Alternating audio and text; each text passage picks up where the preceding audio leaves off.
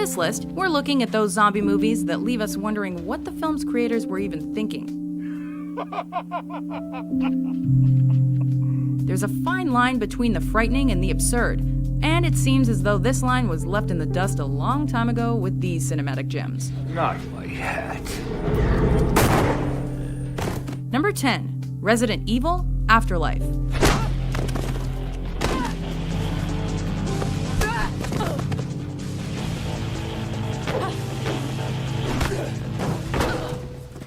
The first Resident Evil movie had the novelty of being based off a popular video game, but after that, sequels started popping out left and right. By the time we reach the fourth installment, we're dealing with clones, axe-wielding monsters, and even more evil corporation conspiracies.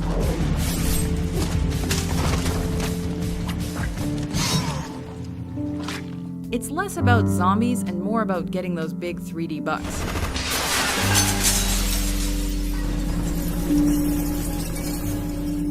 Number 9, Nazis at the center of the earth. Do you have any idea what it's like to find an 8-million-year-old viable sample of streptomyces frozen in the permafrost? Now let's see what kind of nasties we find. Anything with Jake Busey is an automatic must-see. If you thought this movie was going to be about anything other than literal Nazis at the center of the earth, then you will be sadly mistaken.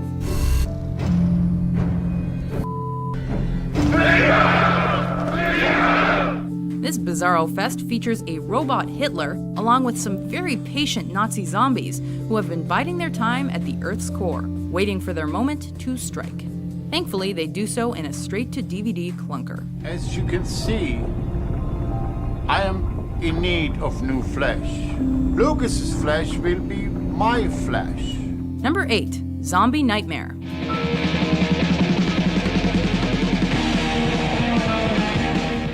The 80s gave us a lot of great things, but this zombie movie isn't one of them. The obviously low budget and abysmal acting would normally make for one of those so bad it's good movie situations, but this is just genuinely bad, even with Tia Carrere and Adam West. Kill me, Frank! Frank!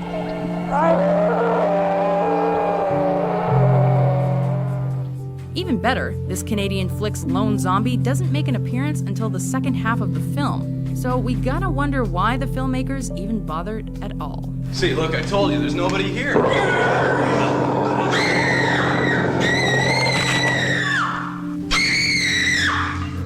Number 7, Zombie Night.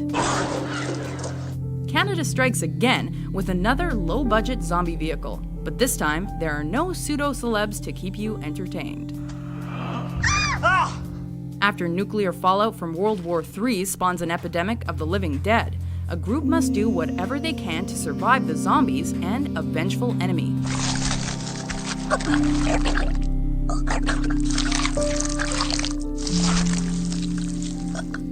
Sounds pretty standard, but the story doesn't hold together nearly as well as that.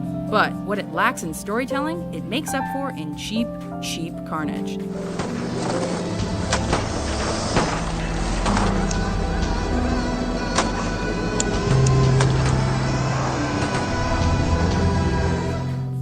Number 6, Zombie 5, Killing Birds.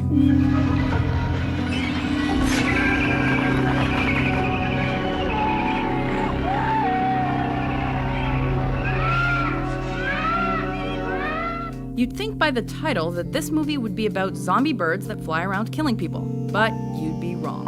So wrong.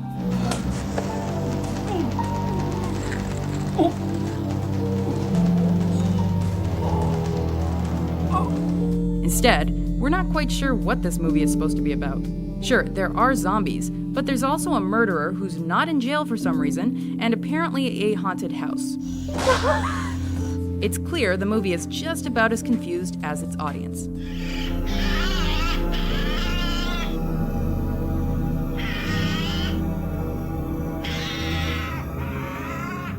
Number 5, Gangs of the Dead, also known as Last Rites.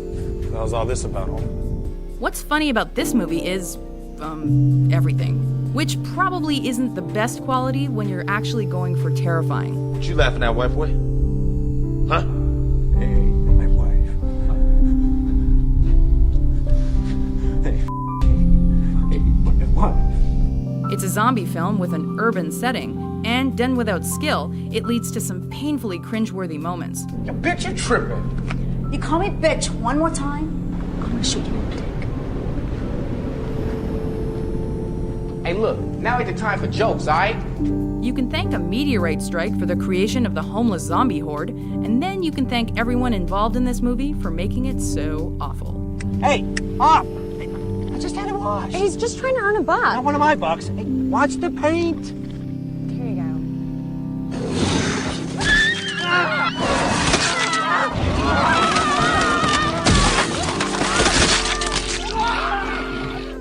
Number 4, Return of the Living Dead 5, Rave from the Grave. You want my brain?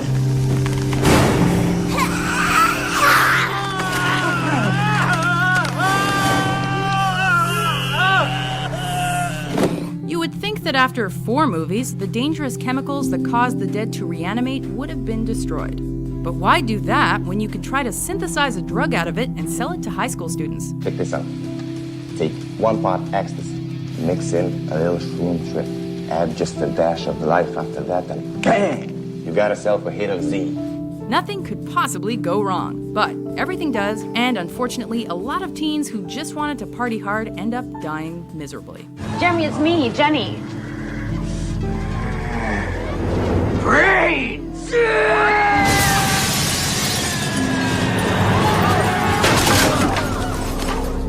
Number 3, Zombie Strippers. See this? There's f***ing zombies out there. It's fairly clear that this movie was just an excuse to give former Freddy Krueger, Robert Englund, and porn star turned serious actress Jenna Jameson something to do. Everything great must first wear hideous and monstrous masks in order to inscribe themselves on the hearts of humanity. While zombies and strippers might be delightful on their own, they make for a less than satisfactory combination in this movie. I'm going to dance. And let's be honest, if you're getting outdanced by a zombie, it's time to rethink what you're doing with your life.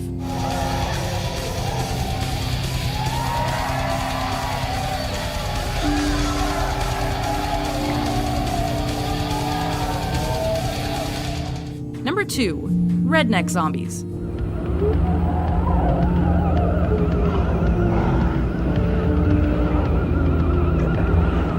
What we can learn from this film is that rednecks love moonshine so much, they don't care what it's made out of, even if it's nuclear waste. Do not open till Christmas.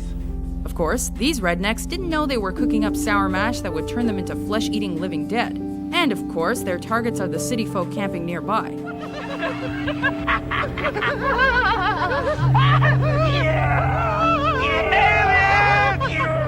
And of course, deodorant is the only way to keep these zombie rednecks at bay.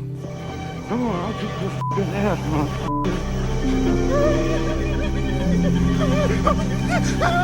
Before we bring our top pick back from the afterlife, here are a few honorable mentions. Lazarus is risen from a sea-bound soul. Fresh from the element of modern age. I'm a blast from the past. Take the body to the surface, then bring me the stats on Program Alice to see what news.